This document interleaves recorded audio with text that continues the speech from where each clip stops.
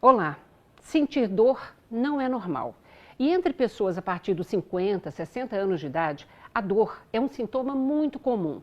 Se não tratada, ela compromete a qualidade de vida. Pior, pode desencadear e complicar outras doenças. Precisamos levar a dor, especialmente a crônica, mais a sério. Saber identificá-la, observar sinais de alerta no idoso e procurar tratamento adequado. Por isso, no estúdio comigo hoje, a doutora Dirce Pericinotti, psicóloga, diretora administrativa da Sociedade Brasileira para o Estudo da Dor, e a geriatra doutora Carol Té, coordenadora médica do projeto Home Care e do Comitê de Dor do Idoso pela Sociedade Brasileira para o Estudo da Dor. Prazer tê-las comigo hoje aqui. Olá. Prazer.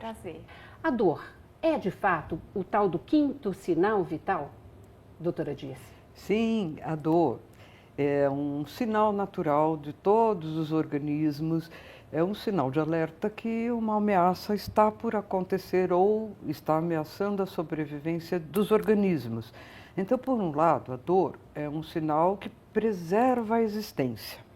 É um mecanismo que faz com que a gente organize as nossas respostas para enfrentamento de situações adversas. Contudo, a dor, quando ela se prorroga ao longo do tempo, ela acaba se transformando numa patologia em si. Mais recentemente, os sinais vitais, como respiração, pulso, pressão arterial, estão sendo avaliados pelas equipes médicas e há cerca de um tempinho para cá, a dor tem sido também mais avaliada em situações de assistência à saúde. Então, a dor é considerada o quinto sinal vital, sim. Deixa eu aproveitar. A dor tem aguda e crônica. Tem uma duração que a gente possa mensurar para classificar essa dor? Sim, exatamente. De uma forma didática, a dor ela é considerada aguda quando ela tem um tempo de até 30 dias. A partir desse tempo, acima de 3 meses ou 6 meses, a dor ela é considerada crônica. Em geral, a dor crônica, a lesão, ela muito embora não mais existe. Diferente da dor aguda, que ela é um sinal de alerta, um sinal de perigo, de que algo esteja acontecendo no corpo, no organismo, a dor crônica, aquela lesão inicial que gerou a dor aguda, ela já não existe mais. E dor crônica e fibromialgia, qual que é a diferença?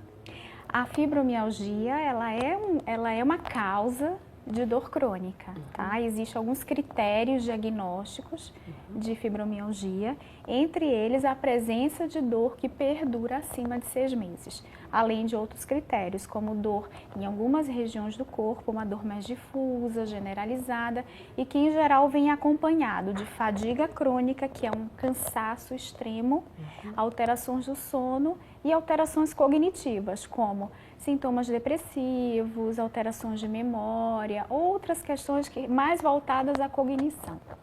Você sabe quando eu mencionei que eu ia fazer esse programa sobre dor, muita gente acabou escrevendo, principalmente as pessoas depois dos 60, 70 anos de idade, falando, eu já estou velho, dor para mim é normal.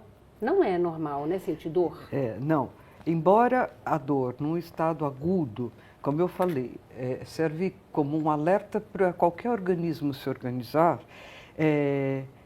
a dor, quando ela se cronifica, ela se torna ela mesma um problema grave. Porque o que acontece? Essa cronificação ela é decorrente de alteração do sistema nervoso central, que muitas vezes responde com dor a estímulos que não sejam necessariamente relacionados a essa sobrevivência. Então, se nós pensarmos na dor, do sistema que gera dor, como se fosse o sistema de alerta, de alarme da nossa casa. Né? A gente tem fios, a gente tem a caixa de entrada, só que em algum lugar desse sistema de alarme, alguma coisa foi alterada, às vezes na caixa de entrada, às vezes na fiação.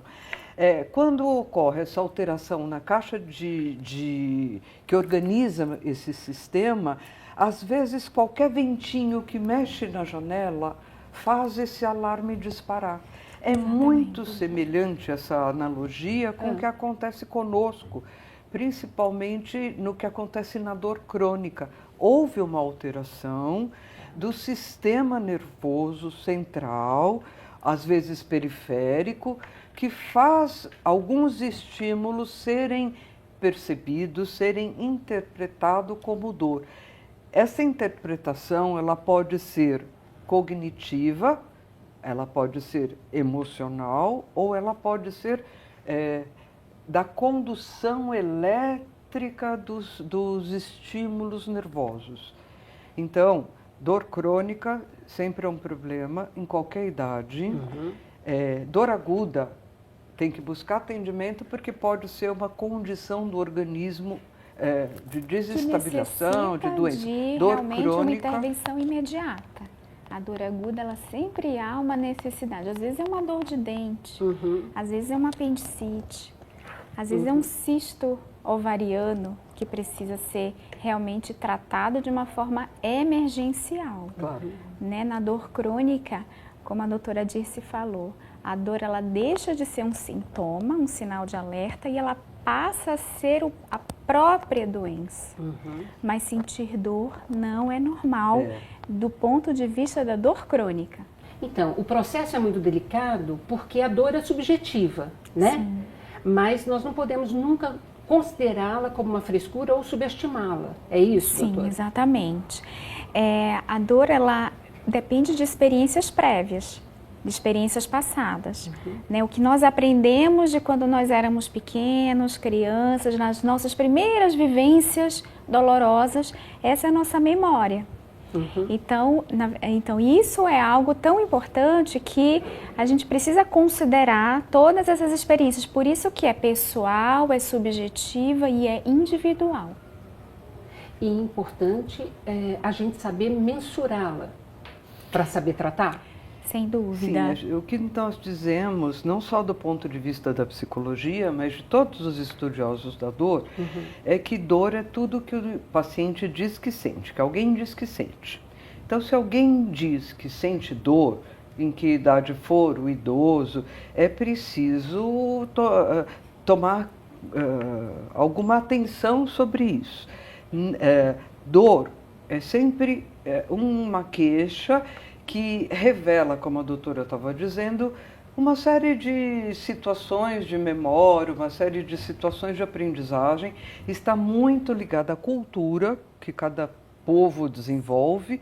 É claro, existem os aspectos genéticos também. Algumas raças, algumas condições têm características diferentes, né? Contudo, vai ser sempre o que o paciente diz que sente e, portanto, dor é um sinal subjetivo, sim. Tá. Agora, como é que a gente mede? Como é que a gente afere a dor? Tem instrumentos hoje para isso? Tem, exatamente. Primeiro, o autorrelato, né? O que a pessoa diz ser, como a doutora Dirce falou, isso é o mais importante. A gente acreditar, a gente entender que existe uma queixa e é trazido de forma verbal pelo indivíduo, né? Isso é o autorrelato. E existem escalas, instrumentos de avaliação, que em geral são escalas que avaliam a presença ou a ausência de dor numa tabela, digamos assim, de 0 a 10. Isso é uma escala de intensidade. É lógico que existem várias dimensões. A dimensão afetiva, motivacional, a dimensão avaliativa, comportamental. Em geral, as escalas mais utilizadas na nossa prática diária, do dia a dia, do consultório, são as escalas de intensidade, que a gente avalia a dor numa intensidade de 0, onde não há dor, né, total ausência de dor, até uma escala de 10, em que a dor ela tem uma graduação nota 10. E aí é um instrumento de avaliação. Para dor crônica, se avalia, inclusive, com esse tipo de tabela para ver a intensidade?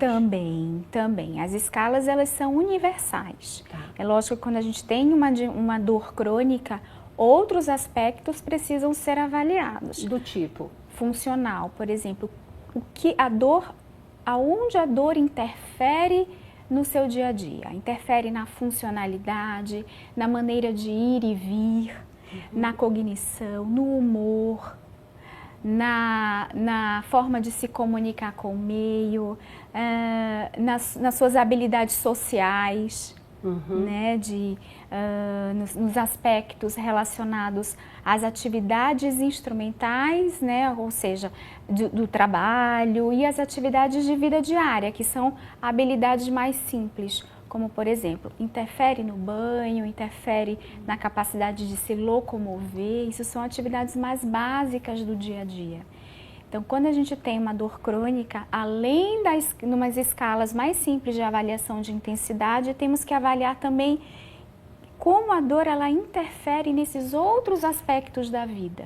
Porque a dor, principalmente na pessoa mais idosa, muitas delas que vivem sozinhas, né? Sim. Elas podem interferir a ponto da pessoa ir se isolando, inclusive, né, do convívio. Sim, existem vários trabalhos que dizem que o isolamento social ele contribui para piorar a dor.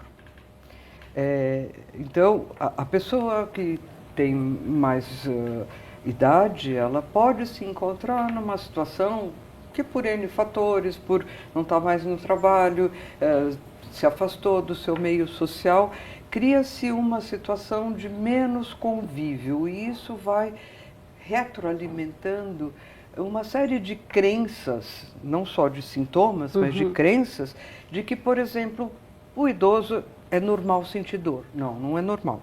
Então, esse idoso, ele vai se afastando do meio social, aí ele vai sentindo mais dor, ele vai se sentindo mais isolado, o que piora esse panorama de convívio com as pessoas, piora o seu rendimento produtivo, como a doutora falou há pouco, vai aumentando esse rol de incapacidades e cria-se uma situação extremada, né? Em alguns países, como no Japão, tem até sido um problema de saúde pública esse isolamento do idoso, porque muitas idosas acabam furtando pequenas coisas só para serem presas, para não viverem o isolamento social. Então, é uma conjugação de fatores que precisam ser mapeados para serem identificados quais são os fatores que a gente vai intervir e reorganizar a vida do idoso. A gente vai continuar falando sobre isso logo mais, tá bom? Não saia daí, a gente volta já já.